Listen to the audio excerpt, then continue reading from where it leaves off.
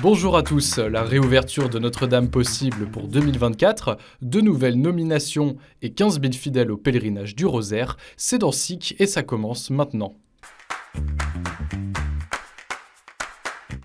Une bonne nouvelle pour la cathédrale de Paris. Les conditions permettant d'assurer la réouverture de Notre-Dame en 2024 semblent aujourd'hui réunies, assure la Cour des comptes. Ce jeudi, la Cour a publié un deuxième rapport qui fait le point sur les travaux de sauvegarde de la cathédrale. Un bilan positif dans l'ensemble, avec 7 nouvelles recommandations pour la nouvelle étape de restauration de la cathédrale et pour préparer sa réouverture.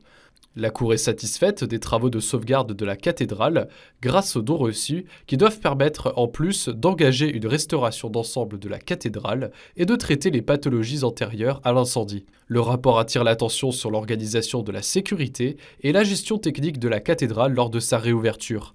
Elle appelle l'État à réfléchir avec le clergé et la ville de Paris pour élaborer un nouveau cadre d'accueil à la hauteur du prestige de ce monument, qui accueillait 12 millions de visiteurs avant l'incendie.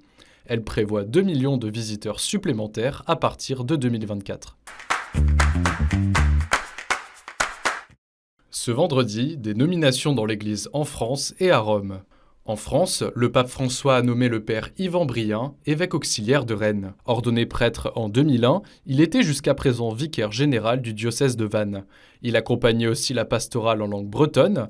Il assistera Monseigneur Pierre d'Ornelas dans le département d'Ille-et-Vilaine. Le Vatican a aussi annoncé ce vendredi la nomination des nouveaux membres des dicastères de la Curie romaine pour les nouveaux cardinaux.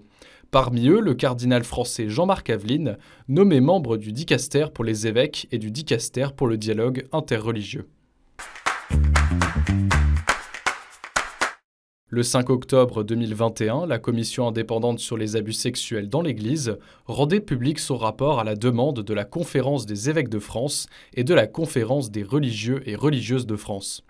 Des chiffres avec une estimation de 330 000 victimes depuis 1950, une onde de choc dans l'Église catholique en France. Depuis, 9 groupes de travail composés de laïcs, de prêtres, d'experts et d'au moins une personne victime ont été constitués pour travailler sur la lutte contre les abus. Un an après, Monseigneur Éric de Moulin-Beaufort dresse le bilan. Il me semble que c'est un travail qui est largement engagé, mais qui reçoit une lumière peut-être très, très sombre de tout ce que nous avons découvert avec le rapport de la SIAZ, parce qu'on voit que l'abus est toujours possible, mais c'est une lumière aussi qui nous indique un chemin de progrès possible. Un entretien exclusif à retrouver en intégralité sur ktotv.com.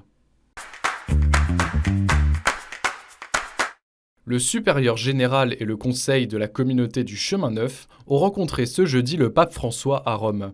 C'est la 4e rencontre en 2 ans du pape avec les responsables ou les jeunes de la communauté. La question œcuménique était au centre de cette réunion, un mois après la fondation de la communauté At the Crossing à New York qui regroupe le Chemin Neuf et l'église protestante épiscopalienne. Un projet soutenu par le pape, l'archevêque de Canterbury et l'évêque président de l'église épiscopalienne, qui ont tenu à encourager ce projet à travers une vidéo diffusée dans la cathédrale Saint-Jean le Théologien à New York.